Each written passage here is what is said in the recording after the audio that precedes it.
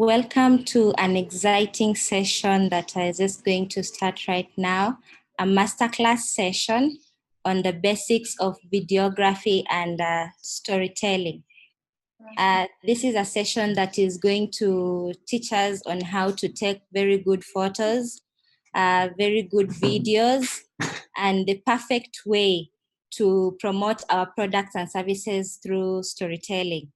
I know the digital space has allowed people to be so creative, to offer their services in the very creative ways they could be. And so there's been a rise in content creation in every aspect of life, be it food content creation, be it travel vlogging, be it marriage vlogging. As in the content on YouTube is just massive. You can't look at one thing and just be contented with it, because once you look at one thing, the next thing comes up, and all this is out of content creation that people have come up with their own creativity to develop this content. And so without the perfect skills, the perfect knowledge of how to deliver this content, there's no way that people will be able to be attracted to your content. And so today we are going to learn how to storytell, how to take very nice videos, how to take very nice photos from our very own Rajveer Soin, who is a travel vlogger and a photographer at Adventure Sing. I take the floor to you, Rajveer. Thank you and welcome. Thank you so much, Esperance, for that amazing introduction. And thank you so much for having me here. I'm super excited to be speaking and teaching you guys how to make amazing videos and how to best tell your stories, right? So let's just jump into it. I am going to share my screen, and this is going to be a full-on presentation. If at any point you guys have any questions, there is a space they can write the questions, right? Yeah, so even if I'm going fast, just make sure you write your questions, and at the end of the whole presentation, I'll answer your questions. So I want to start off first with who I am. My name is Rajveer Soin. I run a travel channel on YouTube called Adventure Sing, and I have been making photos and videos for the last 8 years. And about 3 years ago, I was studying to become a dentist, but at the same time, I was still building my business in photography and video, where my passion truly lied. And after my career started seeing a big boom and I was making a lot of money through photography and video, I decided to tell my parents, who are Indian parents, just like African parents who are so about the studying life. I decided to tell them that I want to quit dentistry and pursue photography and videography. And fortunately enough, they were very, very encouraging of that journey, and they told me like, go ahead. So super cool about that. So mastering the art of making videos and photos has enabled me to do a lot of things. I've been able to achieve financial freedom, live a life of adventure and travel, and I've been able to work with amazing big brands like Safaricom, Kenya Airways, Google, Huawei, and so many more. And today, IREN Kenya. I've also been able to grow a large following on Instagram and YouTube. I have about a following of 35,000 people, and I'm super grateful for all of them. So in this presentation, we're going to talk about a few things. We're going to talk about what kind of gear you need to take good photos, good videos. So we're mainly going to focus on videography for this presentation. Then we're going to talk about how you can make good looking videos. And then we're going to talk about what makes a good vlog, or rather what makes a good story in your video. And then at the end of the presentation, we're going to have a question and answer session, so you can ask all your questions. So the first question or the first problem that I see with a lot of people who want to start out taking videos or photos is that they keep on thinking like, what camera do I need? Like, do I need this really high-end camera? Do I need a DSLR? Which mirrorless camera do I need? Is my phone good enough? And I want to tell you that as long as you have something that has a camera, it's perfect. So you don't need the highest end camera in the world to take good photos or good videos. You just need to know how to manipulate the light around you, and you need to know how to compose your videos, and you'll be fine. Okay. So you just need to know how to use your camera basically. Whether it's a phone, whether it's a point and shoot, mirrorless camera, you just need to know how to use it and you'll be good. Okay. So the next question is, why should my videos look good? And as Esperance has said, in this day and age, on YouTube, social media, there is a big rise of video content, right? And as these super high-end cameras are being made more and more available to people, a lot of people are having access to great gear and this knowledge of being able to take good videos. And there's a lot of amazing content that's being put online. So if your video sucks, unfortunately, no one's going to watch it because there's a lot of competing other videos that people can watch that look really good. Okay. So that's why you want your videos to look decent.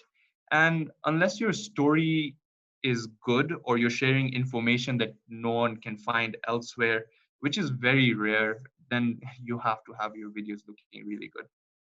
Okay. So when you're making your videos look good, there's two key factors: your camera settings and how you compose and expose your video. So we'll talk about that in a minute. Please now stop, Kiki. Now stop. Okay. All right. So let's start off with the camera settings. Okay. So out of the box, your camera will shoot in automatic. So automatic means you don't have to do anything. You just point your camera and it does all the exposure for you. It sets up your shutter speed, ISO, aperture, the frame rates. It does all that in automatic. Okay. But every camera, including your phone, will give you the ability to control your settings to a certain extent. I know mobile phones won't allow you to control all the settings completely, but to a certain extent, you can take control, okay? And you need to take control of all of this. So right now, if you only have a phone to shoot with, I recommend you download an app that allows you to take more control of the settings. One of my favorite apps, it's called Open Camera app. It takes a little bit of a learning curve, but when you start getting used to the whole interface, you'll know how to use it. And trust me, you will love it. Okay, so let's talk about two situations when you're filming, right? I'm going to tailor this session more to vlogging, food vlogging, and travel vlogging. So when you're actually filming yourself, at this point, you don't quite know what's happening because you can't see the monitor. So at this point, I recommend fine, use automatic, right? So you just pick up your camera, however it is, film yourself and shoot at automatic, it's fine. Cameras of these days will get you somewhere there, okay? But when you're filming something else, then shoot in manual mode because then you'll have much more control. And if there's something you want to control besides when filming yourself is when you're filming the other stuff, make that stuff look as best as possible because you have more control over that. So in this case, I've attached two screenshots. One of them is me vlogging, and that is at completely automatic. And over here, we have a nice juicy burger, and that has been shot in manual mode. Now, let me just, this may be going too far forward, but if you can understand, I hope you do. If you look at this burger, there's a lot of light behind it, okay? And if I was to use automatic settings, my camera would think that the burger is too dark. So it would make everything even brighter, right? So that background that you see, which is nice and white and perfectly exposed, would not look so good. It would just be super bright. Probably the chips would have just been blown out. You wouldn't be able to see any information there. So that's why you need to take control of your manual settings. Okay. Yeah, so I think I've already explained this. Phones, especially when you shoot automatic, they do a horrible job. I don't know if you've noticed, like you start filming something and at some points it just goes bright, at some points it goes dark, bright, dark, bright, dark. If a person moves closer, it becomes bright. It's very distracting, it's very annoying. So especially for phones. So that's why you need to start taking charge of the settings, okay? So let's talk about the first camera settings that you will find yourself needing to set before you make your video. That's the aspect ratio.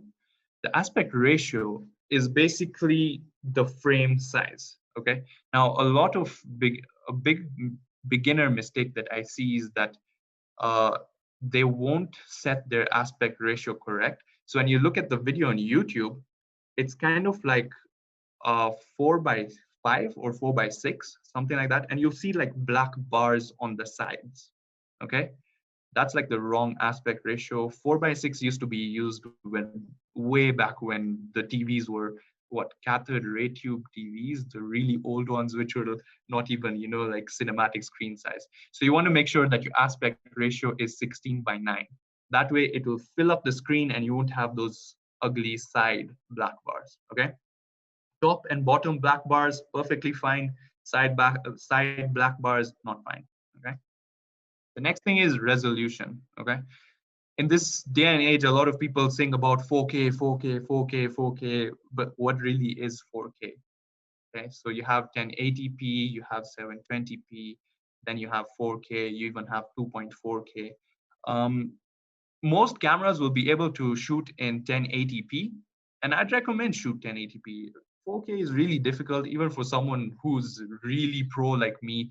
My computer can't handle 4K. I need to do a lot of behind work and processing before I can bring it to a workable format. Okay, so 1080p is good enough.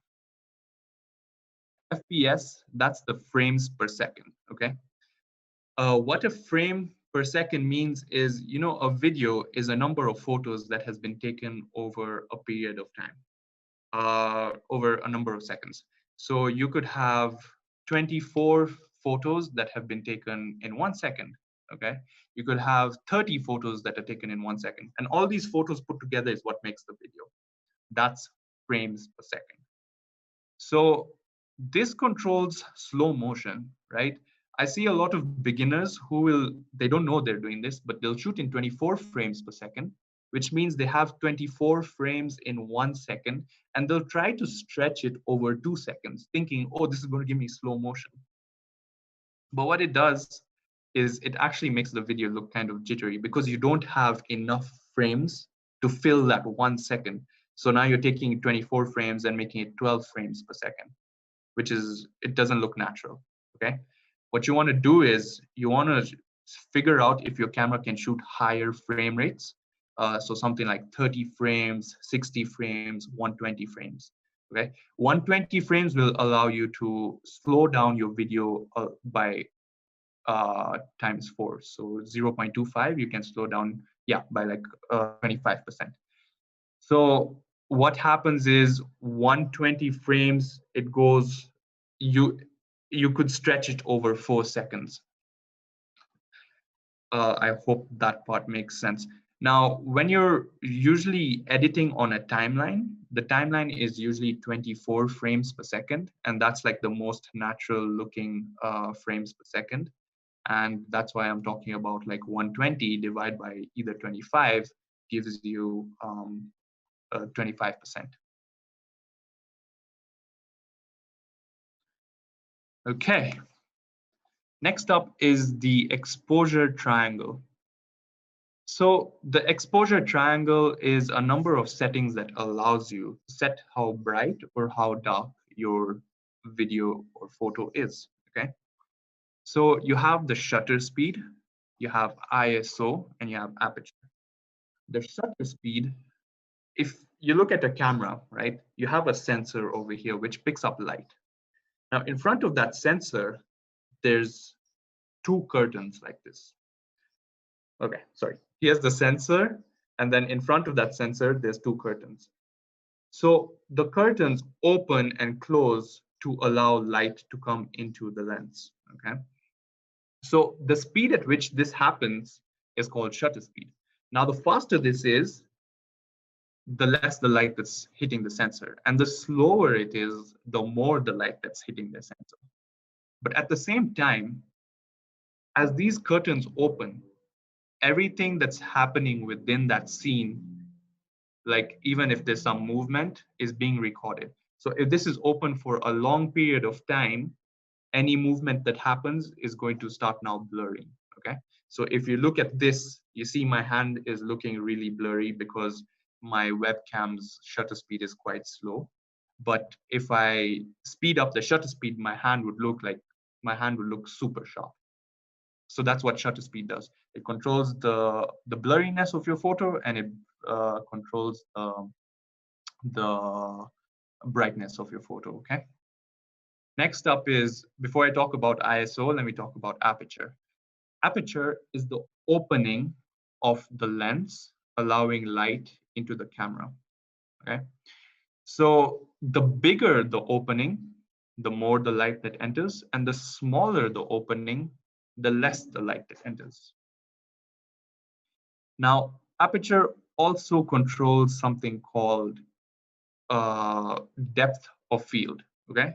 So if I placed a camera over here, pointing this way, right? And I have my subject here and I have a background here. If my aperture was really big, my subject would be nice and sharp, but my background would be blurry, okay? So let me just go back to one of these screenshots. If you look at this one where I'm vlogging, right? My background is somewhat sharp. That's because it was at a higher aperture, okay? So everything was in focus. But when you look at this picture of the burger and you look at the salad behind over there, the salad is out of focus. That's because my aperture was a big aperture, okay? So a big aperture makes a blurry background, a small aperture makes a sharp background. Then next up is ISO. Now, when you're controlling your shutter speed and your aperture, okay? Actually, let me go back to shutter speed for a second. Remember I talked about frame rates? So the film gods over time realized that the most natural shutter speed to have is a shutter speed that's double the frame rate. Okay, so say your frame rate is 24 frames or 25 frames. A shutter speed of 1/50 would be the ideal shutter speed, okay? If your frames per second is 120 frames per second, a shutter speed of 1/240 is a perfect shutter speed, okay? Aperture, now that's what you can play around with. There's no set rules. It depends on how blurry you want your background. Now let's say that your shutter speed, now let's say I'm shooting at a frame rate of 24 frames per second. My shutter speed is 1/50. My aperture is f1.8. Now I know some of these numbers are probably flying over your head, but as you practice, you'll figure them out, don't worry. Now I have to set my ISO, okay? ISO is the sensitivity of the sensor itself to the light, okay? So probably I'm in a dark environment. I've set my shutter speed correctly. I've set my aperture correctly, but my video still looks dark. That's where I go to ISO now. And I tell the sensor, please start getting more sensitive so that you can pick up more light, okay? And the higher my ISO, the more sensitive the sensor is. That means the brighter my image will become, and the lower the ISO is vice versa. But the thing with ISO is now that you're digitally amplifying the light with the sensor, you're going to introduce something called noise. So maybe you've experienced this where maybe you were out in the night, you were trying to take a video of yourself or of your friends, and your video just looks really noisy. Like there's so much grain, dot everywhere. That's because your ISO was really high, because your camera's aperture was widest open, the shutter speed was as low as possible. Now the next last resort was to raise up that ISO, and hence you have all that noise. Okay. So all these three settings is what will allow us to expose our image. Okay. I'll put two screenshots over here. I kind of look funny, but those are the best examples I could find. So the image at the top has been exposed too bright. Okay. This was when I first started out with my vlogging career. I had no idea how to use a camera while vlogging, while filming myself. So that was the result. When you're exposing your image, you want to make sure you're exposing for the highlights. What that means, if you look at the sky behind me, you need to see detail in the sky. That's because at that point, that's the highlight. Highlight is like one of the brightest parts of the image, okay? And usually the sky is the brightest part of your image. So if you look at the one below, I've exposed, well, rather my camera has exposed for the sky, okay? And it just looks much better. You can see a lot more information. The image looks much prettier. And if you're planning to edit and color grade your video, then exposing your video for all the highlights will give you a lot of flexibility in post-production to get a very cinematic movie-like video, okay? So a tip for exposing for highlights is if you're filming outside, just make sure you can see some clouds in the sky, or if you can see some blue color in the sky, then you know you're okay. If you're indoors, there's not, it's not difficult, but you just have to make sure you're not exposing too dark, right? There's not really very bright highlights when you're shooting indoors. But in a case like mine right now, you see this part of my cheek is really bright. If I had the ability to set the settings on my webcam, I would probably bring the exposure down so that you could see some more information over here on my cheek. Okay, that's if you guys can see my face. Aspirants, can you see my face? Yes, I can. Okay, fine. All right. So coming back to phones that can only shoot auto, this is a problem for a lot of people. If you might go onto the App Store and you don't find Open Camera, then you're basically stuck with your camera app. But there's a way you can work with that. So when you're shooting with your phone, right, you can tap on the brightest part of the scene. You can tap, and then you get this option over here. This is on most phones, where if you drag it down, you can make your image darker, and if you drag it up, you make your image brighter. So right now, I want to make sure that wall behind me isn't too bright, so I'll probably bring the image down, then I will lock it. You want to make sure you lock that exposure, because once you set the exposure and you don't lock it, phones are quite weird. They just start changing it again. So you make sure you lock it. Okay. So that option, basically, you tell your camera, look, you're exposing too bright.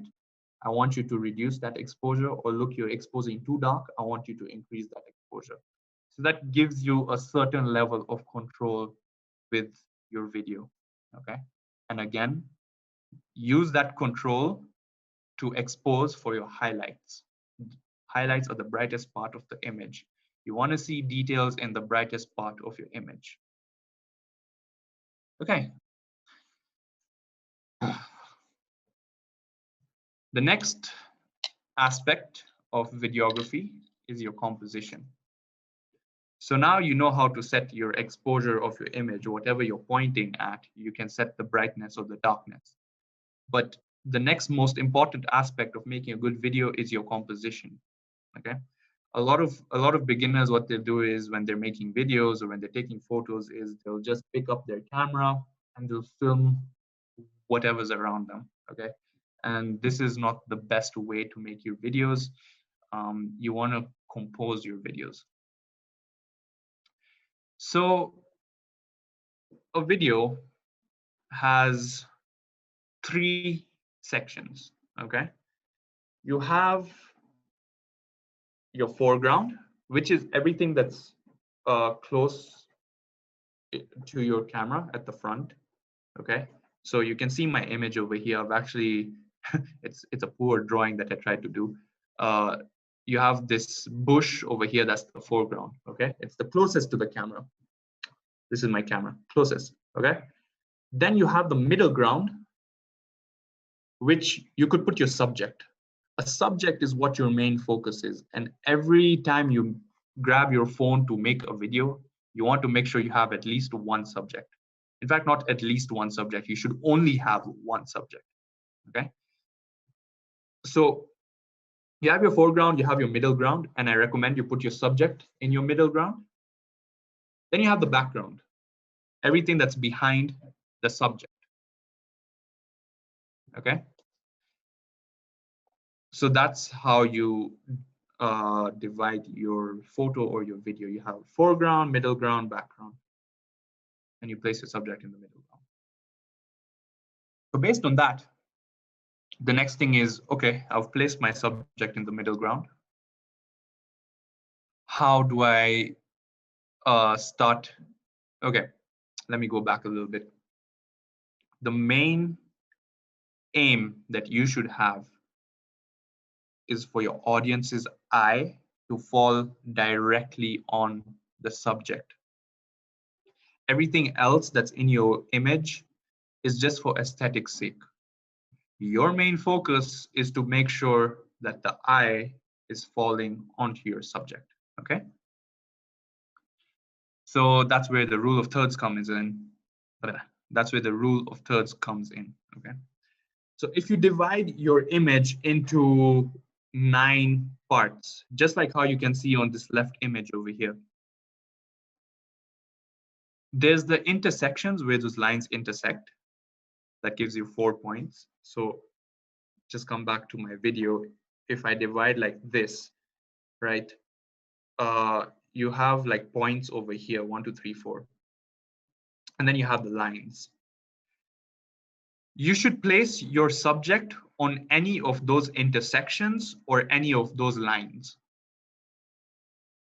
Okay, that will give you the most pleasing image, and that will, for some reason, some experiments were done a long time ago, and it was found that the eyes fall on these thirds. So if your aim is for your audience's eye to fall directly on your subject as soon as they see your photo or video, it just makes sense to put it on the third. Okay, so in this picture over here, you can see that the pancakes have been put on like the right side of the image, and the jug where the maple syrup is coming out from has been put on an intersection. Yeah, this image wouldn't have looked as good if those pancakes were put in the center. So that's the rule of thirds. Another thing I want to mention about the rule of thirds with horizon lines. The horizon, you guys know what a horizon is. Either have the horizon on the top third or on the bottom third. Try not to have your horizon in the middle, okay? The other thing, if you look at, well, this is, I guess it's a fluke, but this webinar right now, my eyes are on like the top third. My face is on the top third, okay? That just gives the most pleasing image. And I'll explain what the rest of this is next. Actually, after this. The next compositional element is leading lines. So naturally, the eyes like to follow lines, okay? And we can use that to our advantage. So if we look at this big image of this kid in a trolley, super cute, all these lines are just pointing towards the kid. So your eyes just keep falling on the kid. You want to look on the sides and see what's on the sides, but your eyes just keep going back to the kid. And this is a really powerful element, okay? Leading lines. Now, if we come back to this other image, you're looking at all these, I don't know what berries those are. You're looking at all those berries, but those lines lead up to those 2 people over there that are, I guess they're bargaining or something. So you wanna look for lines in your scene to lead the eyes to your subject, okay? And there's a lot of ways you can do this. This over here is a leading line into me. It's just a simple frame, right? So you could find leading lines literally anywhere. And one other thing about this image down here, it follows the rule of thirds. You'll see that the subjects, who are the two people bargaining, are at the top. And actually, I've just noticed this. Another form of leading lines is actually when you have broken leading lines.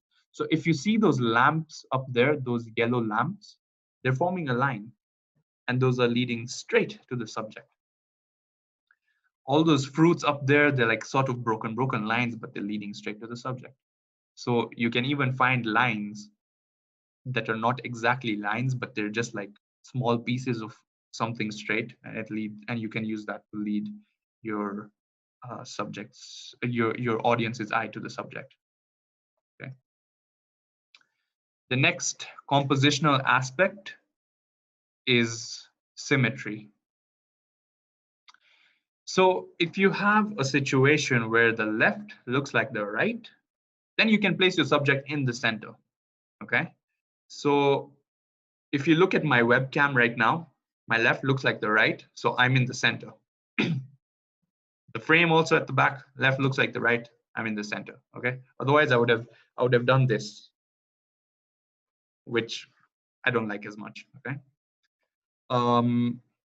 So even if we look at this photo, all these lines are leading to the Taj Mahal. You have the leading lines, which are the trees, this sort of pond thing, and then the Taj Mahal. Then you have it placed in the center because the left and the right look the same. And then you even have the rule of thirds, in that the Taj Mahal has been placed up. It hasn't been placed in the center. And that's what makes it a really powerful image. Okay. And this is not just for photography. So these are the same concepts that you're going to apply in videography. It's just that in videos, you move a little bit, but we'll talk about that in a second. Coming back to this one, for the kid, the left looks like the right. So it's a symmetrical image. That's why the subject has been placed in the center. Okay. My next compositional element, and this is because I see it so much and it just drives me crazy, is not straightening your horizon lines. So again, a lot of beginners, they'll take their phones and they'll just start filming like this, ha ha ha ha. And your horizon lines are off because you're holding your camera like this. So like, take some time, straighten out your horizon lines, and that will take you from a 2 to an 8 really quick, just by straightening your horizon line. Okay. And by straightening horizon lines, you may have that thing in your head that, okay, you don't see horizon lines all the time. What if I'm shooting food? Where's the horizon line then? In that case, your horizon line is maybe your plate. So you can make sure that plate is straight, not like that. Or the table can be your horizon line. So those are the things that you can look to straighten. Basically, you want your lines to be straight and not like off. Okay. Next up, getting creative with your angles. Now, there's just a general thing with people. People are lazy, okay? And when they want to take a photo or a video of something, they'll sit where they are and they'll just pull up their phones and they'll take a picture of whatever it is. Or they'll take a video of whatever it is. They won't put the extra effort to, oh, maybe if I take my phone like this, I might get a better picture. Okay. But that's where you and I can stand out from them. Okay. So if we look at these pictures down here, the second one, the lighting is horrible, but also that angle. It's just like, oh, look, I had some sandwiches. Click, done. Okay. Whereas the first image, the person has gotten down to the level of the food. Okay. And when you're filming food, in fact, or when you're taking photos of food, it's a very, very flattering angle. There's 3 angles that are flattering for food. But right now, I just want to really emphasize on getting at the level of your subject. That camera has gone down, the burger is here, right in front of the camera. So it's not like this. Okay, and that just gives you this feeling of, yeah, man, that burger is like really, it's close to me, like I want it. Okay, so you want to get creative with your angles. Fine, that's if you once you've taken that angle of the burger at its level, then you can try, okay, let me take it up, okay, let me take it from top down, or let me take it from down up. You know, when you take it from down up, then you can make that burger look much bigger than it actually is. But if you take it from top down, you'll make it look smaller. Okay, so angles is a thing where you just experiment with it a lot, but you try as many angles as you can. And my most recommended angle for just any subject in general is get to the same level as your subject. So if you have kids and you want to take nice pictures of them, get at the same level as them, kneel down. If you have pets and you want to take really cool videos of your pets, get down. Okay, don't just shoot like this. Okay, so we've spoken about composition and we've covered a lot. But the next aspect of making a really good image is your lighting. Okay, if your lighting sucks, no matter what camera you have, no matter what you do, no matter how good your settings are, your photo or your video is still going to suck. So you want to make sure your lighting is good. Okay. What to look out for with your lighting? Number one, the direction of your light. Okay. I usually recommend that the direction of your light should be from about the same level as your subject or like above. So these would be stuff like window lights or a sunset where the light starts coming to the same level as your subject. Okay. So let me just turn my laptop a little bit. I have a window over here. If I was to turn my face towards the window, I get a much better light hitting me. Okay. But if I was to switch on my what is that? A tube light, then it would look like, you know, when you go out in the afternoon and everyone has really dark circles under their eyes and just weird shadows all over their face, they don't look flattering. That's because the light is coming from top down. You kind of want to avoid that as much as you can. Okay, so you have to find sources of light that are at about the same level. So again, these could be windows, these could be something like this light over here. If I was to face that light, because it's somewhat 45 degrees or at my same level, those are the kind of things you should look out for. Okay, I call this the selfie direction. I don't know if how many people over here do this, but they start looking for the perfect light to light their faces. That's the same light that we want to look for when we're lighting our subjects. Okay. Next up is the quality of light.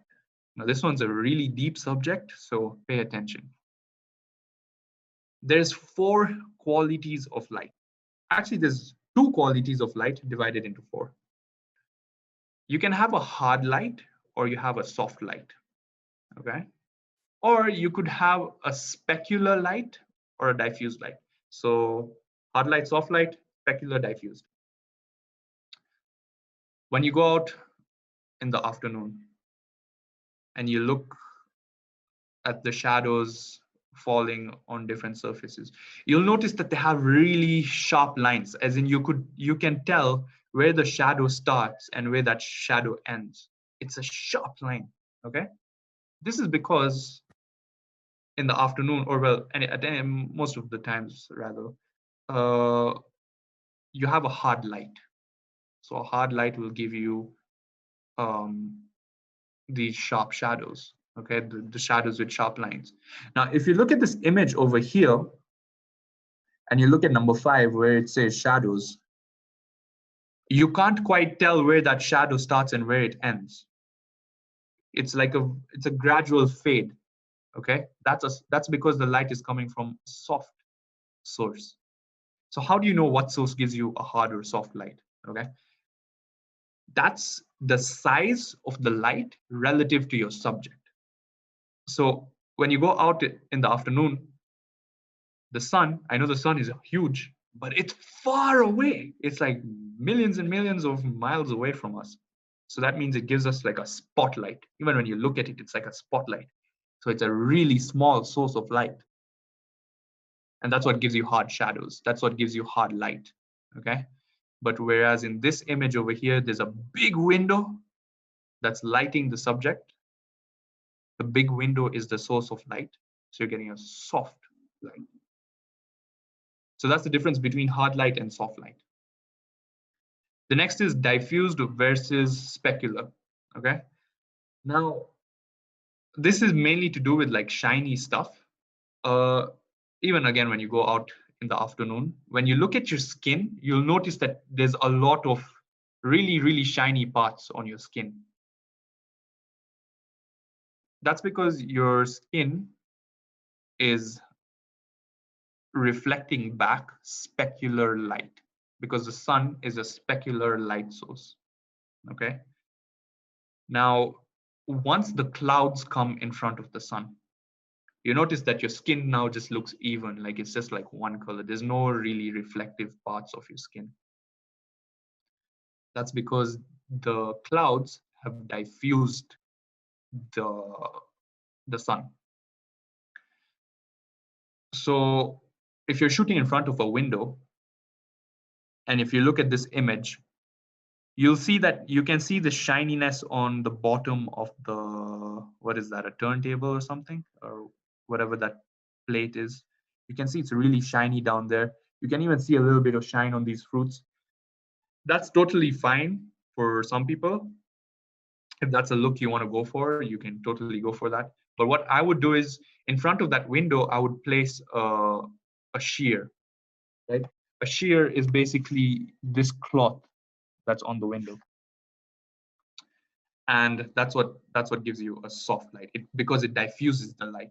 Okay, and it will make this image, it would reduce those reflective parts of the image. Okay, so that's the difference between specular and diffused light. Next up is the quantity of light, which is relatively straightforward, how bright or dark your source of light is. Right now, it's a very gray day, so the amount of light that's coming through the window is kind of low. So that's quantity of light. Finally is the color of light. So you can have, now the light that's coming from outside is daylight. It's a relatively neutral. Well, it is neutral. And then you have the sun, which is like really yellow. Okay. Or you have other lights like tungsten lights, which are just super, super yellow. These are the colors of the light. So when you're filming, you want to make sure you find the most neutral light, which is daylight. Sometimes you don't have that ability. So what I usually do is that situation when you don't have like the ability to use the ambient light, which is usually that disgusting color, I use my flash,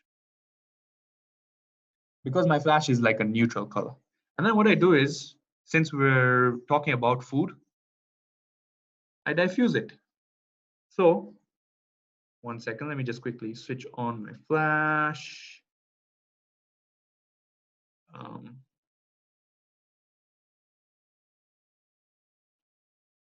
Switch on. Okay, why is it not switching on? 1 second.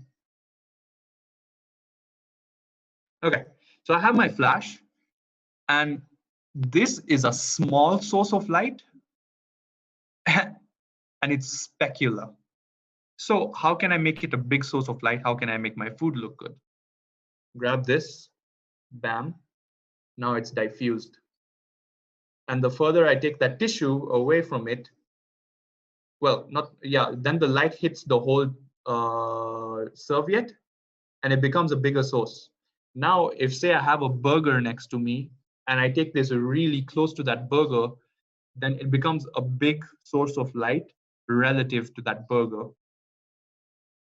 And then, so I'll basically tell like my friend or my sister or someone to do that for me from the side, because having a light coming directly from your camera, not quite the best look. 1 second, let me just switch this off. Yeah, so I have them do that from the side, 45 degrees up, or maybe the same level, you know, and then I'm over here, I'm filming. That's one of the best ways. And then another cool thing, if you feel like your light has been reduced too much, then just open up your serviette and you get an even bigger source of light, and it allows in more light, right? Because it's less bigger. Okay, next up, stabilizing your video. A lot of beginners do this. A lot of Kenyan content creators do this. And I'm saying this because I want you guys to be the ones that stand out and not do this, okay? They'll take out their phones and they'll film, and they'll just move all over the place, no thoughts. And this just causes shaky footage. No one wants to watch shaky footage. Unless you're shooting an action scene or you're shooting something that has, what's the word? Like suspense or, you know, that kind of stuff, anger, sadness, then like have some shakiness. But even there's a way to have that shakiness. It's like very little, right? But you have like, oh my gosh, it's my friend's birthday. And then you just start filming like this and everything's just so shaky. So you want to be stable as possible. How do you do that? Number one, hold your camera with 2 hands, okay? So let me just move further away. I'm holding my camera. That's step number 1 with 2 hands. Step number 2, I want to tuck my elbows into my body. This stabilizes, especially when you're using a mobile phone, it stabilizes you a lot more. Step number 3 is move your body instead of your hands. You want to make sure you're moving your body. This will give you the most stable footage. If you have a new phone, phones these days, the newer ones, they have internal stabilization. Switch that on, and you'll notice your videos will look much better. Even if you don't follow anything else that I said before, just make sure your videos are stable. But I do suggest follow everything else I said before.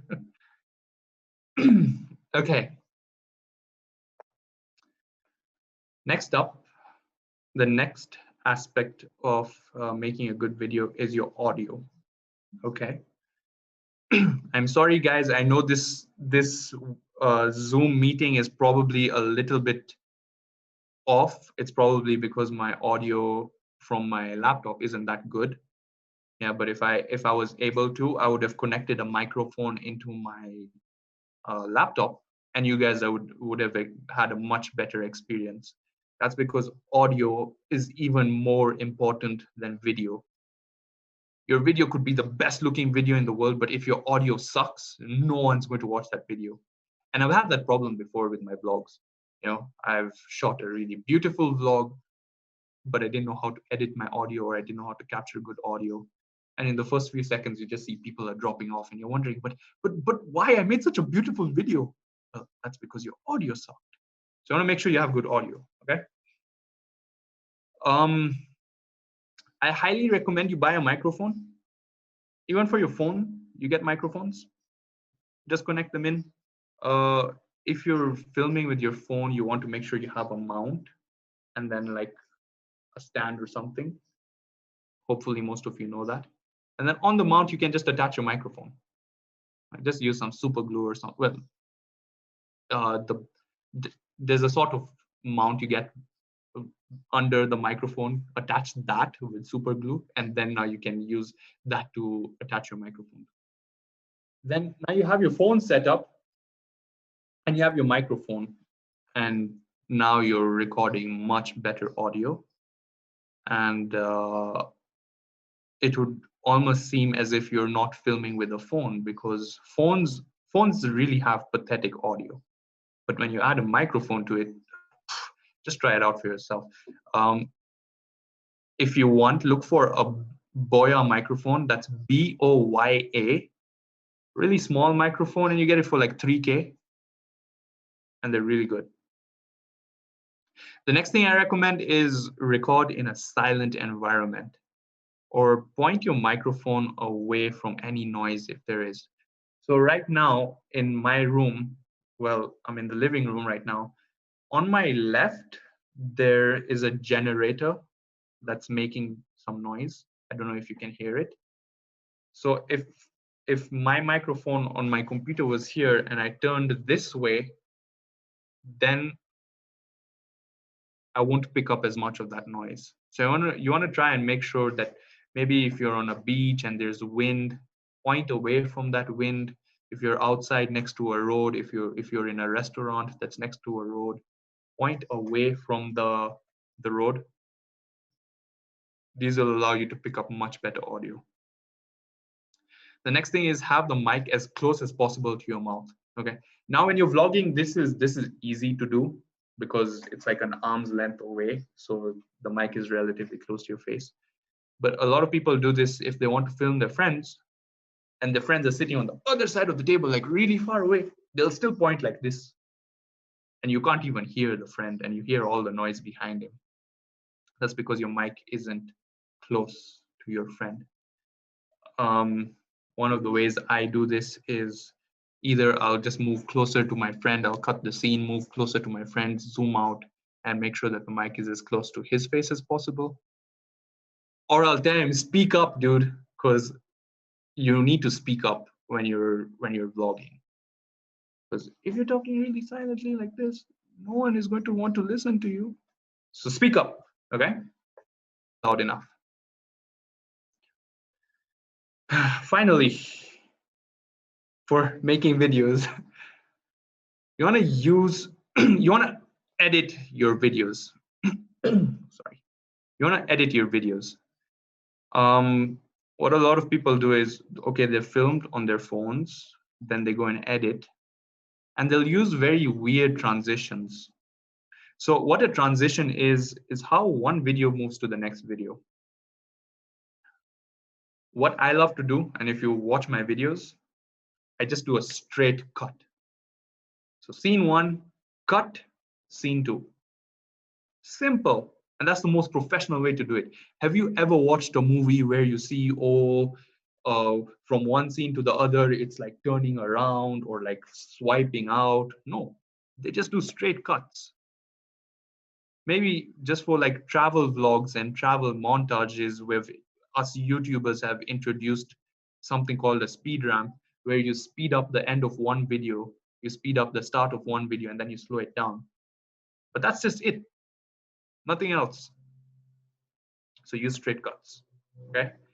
Next up is out unnecessary parts or mistakes. So what a lot of beginner YouTubers do. What was I supposed to say? Hey guys. Yeah. Oh yeah. So I was talking about how my food looks really good, but my cheese sandwich, yeah, cut it all out.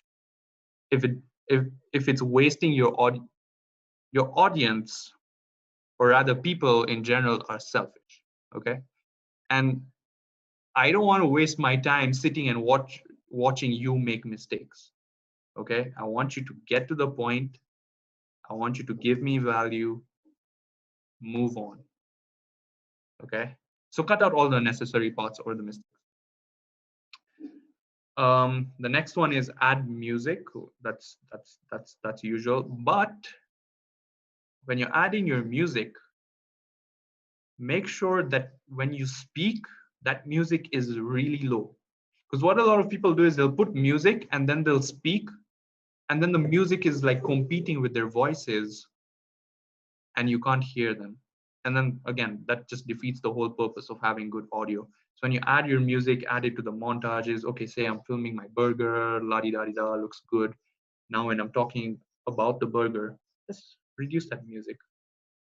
So in editing, I wish I could talk more about it. It's a whole 1 hour discussion on its own. There's a lot of stuff that you can talk about.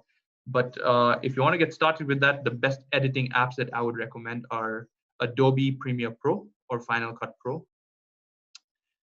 You will have to pay for these apps, but they're the best and you will thank yourself for getting them. If you don't want to pay, then just go on to the App Store, look for best editing app. I've never tried any of those apps, so I wouldn't recommend any of them.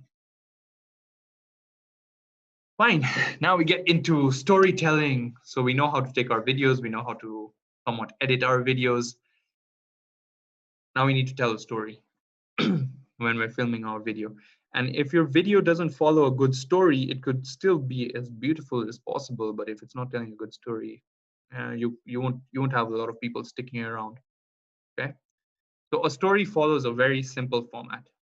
You have the intro, the introduction, then you have rising action, a climax, falling action, and a conclusion. So you'll find this in every story, in every storybook. Oh, Cinderella was like treated like a servant in her house. That's the intro. Then there was this ball, and the prince was inviting people. That's the rising action. How she tried to figure out, how she can get to the ball. Then the climax is when she meets the prince, and there is falling action when she returns back home, and then that whole sequence starts again, where now the prince starts looking for her. Okay, so you can have multiple rising actions and falling actions. But if you follow that format, okay, so let me just continue. The falling action was, okay, he put the shoe and they figured out they love each other. That's the falling action, and they got married. Then you have the conclusion. Okay, they lived happily ever after. So you always want to follow this intro, rising action, climax, falling action, conclusion. Let me put it in terms of a food vlog. Hey guys, today we're going to go to Burger King. We heard they got some new crunchy burger and we want to try it out. People have been saying it's really cool, so let's test it out for ourselves. That's our introduction. Rising action. We're getting to the restaurant. A lot of people don't film their journey to a restaurant. I don't know why. There's so much on the way. Like, it's a huge experience in of itself. Okay, we're stuck in traffic. There's these cool people outside the restaurant that are welcoming us. This is all rising action. Now we're ordering our food. This is what the menu looks like. This was the location we've come to. This is what the restaurant looks like. That's our rising action. Climax, the food is coming. Now you're filming the food. That's your climax. Okay, you're tasting the food and people want to know, is that food good? That's the climax again. So yeah, the food was really good, or nah, it kind of sucked. Climax done.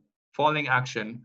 Okay, so we complained to the manager, or okay, man, my stomach is really full. I loved this. Good stuff. Yeah, I guess now, or like you can even film your friends' reactions. How do you like the food? Yeah, it was super cool. I would come back here again. That's falling action. Then your conclusion. All right, guys, thank you so much for watching. I would highly recommend coming to Burger King to eat this crunchy burger. So I hope you enjoyed this video. If you did, make sure to hit that like button, subscribe, and I'll see you in the next one. That's your conclusion. Okay. Always follow this format no matter what. So you could, like I said, you can have those little, inside stories which have the intro, rising action, climax, falling action, conclusion. So let's say maybe you forgot your license and you want to film that. So introduce it. Oh man, guys, I forgot my license. I need to drive. I need to go back home and get the license. So what a lot of people will do is they'll say they got the license and then they'll move to the conclusion. Okay, I got my, no, they'll say that I don't have my license. That's the intro. And then they'll jump to the conclusion. Okay, got my license. What happened in between, right? What happened in between was I went home, I looked for my license, I picked it up, and then I went to the car. I told my friends how retarded I am. Now I have my license. Conclusion, okay, now let's go to the restaurant. So you need to always have this in your story.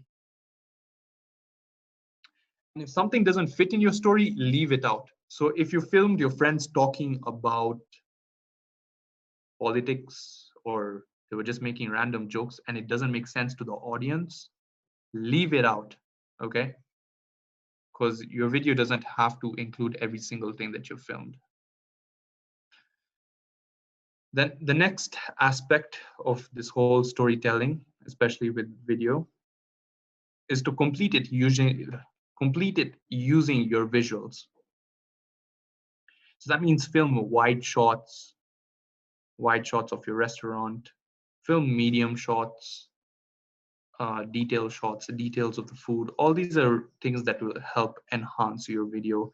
They'll tell your audience more of the story.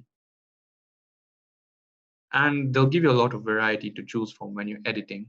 Because what I see a lot is when people are trying to edit, they want to make their videos a little longer because they're talking, but they have just one clip of the video and they're constantly cutting back and forth between two clips. So if you had 4 clips or 8 clips, you could cut between this one and this one, then you could cut between that one and that one, then you could cut between that one and that one, so you have a lot more variety. And talk about the details. You need to answer who, what, where, when, why. Answer these 5 questions in that whole story format that I've told you, and your story will be solid.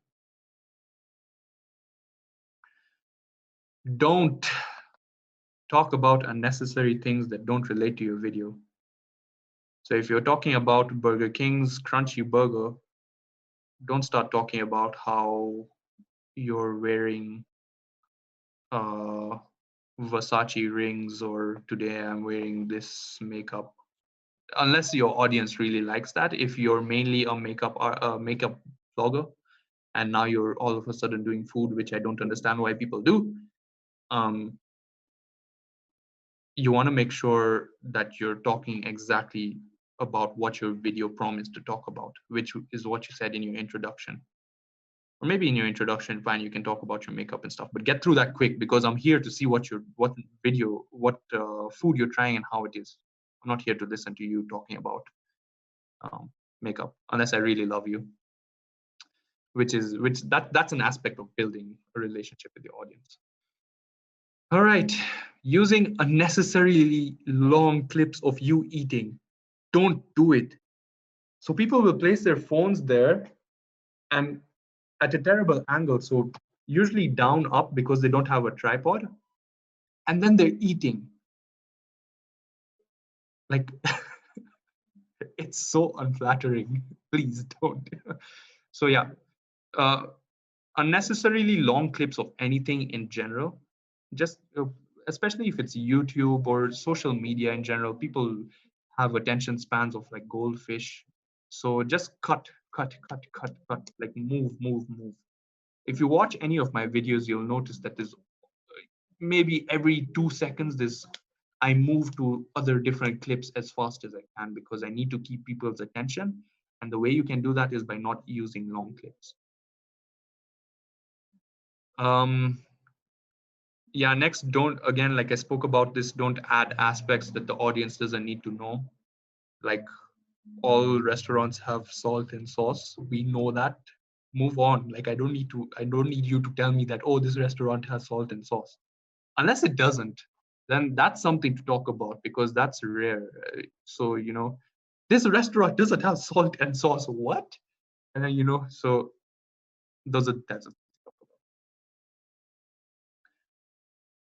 all right. We've covered a lot and I have spoken for what seems like ages. But a few things before we dive into the question and answer session. If you found all of this overwhelming, I know it may have been a little bit overwhelming. I have a course that teaches the art of videography from start to end, and I show like real life examples of everything. So if you want to check all that out, you can visit masteringrunninggunvideo.com. Please visit it after this whole event has ended because you need to be part of this event. And yeah, if you're interested in learning how to make awesome vlogs, how to make awesome videos like I do, that's the link you can follow. So if you have any questions and answers, if you have any questions, let me know. Well, thank you so much, Rajveer. I wish we had more time to continue learning the basic skills of just how to take a good photo. And I'm really impressed, and I have learned. Actually, I'm just going to do practice after this, especially on the angles of taking a photo, and also the part of how I should actually expose my highlights. That has been my highlight of all this. And so Awesome. yeah.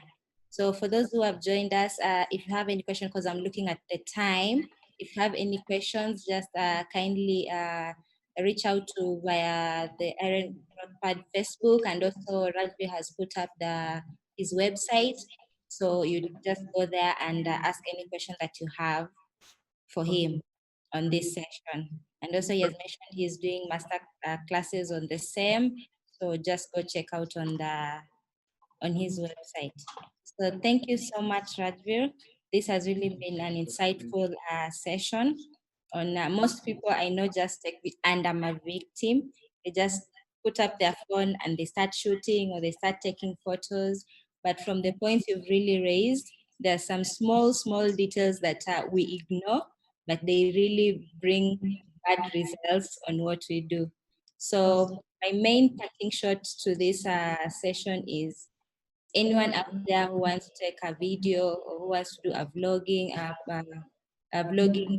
video, or you're doing blogging, storytelling, parting shot from Rajville, no one wants to see you make mistakes on your content. Thank you so much, everyone, for staying tuned. Yeah, Thank thank you. you so much, everyone. Thank you. Okay.